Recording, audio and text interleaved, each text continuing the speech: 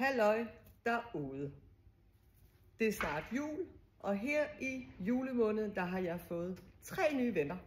Nissemand, julemand og rensdyr. Nogle af jer ved sikkert godt, hvad jeg vil sige, men der er også nogen, der sikkert ikke ved, hvad det her handler om. Det er snart december, og i december måned skal vi jule, og vi skal hygge.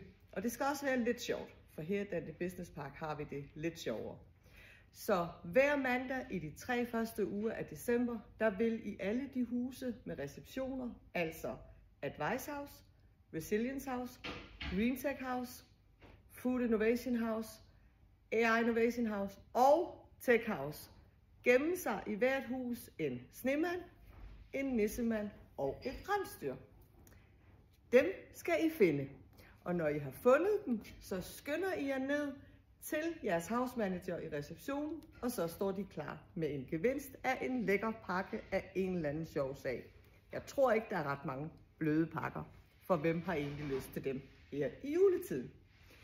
Så det der også, at du også skal vide, det er, at du kan gå i de andre huse, selvom du ikke arbejder der til hverdag. Og det ved jeg, der var nogen, der gjorde sidste år, så der var nogen, der var store vindere af de fede præmier. Så vi håber, I vil lege med, og nu tager jeg på tur med mine 3 nye venner.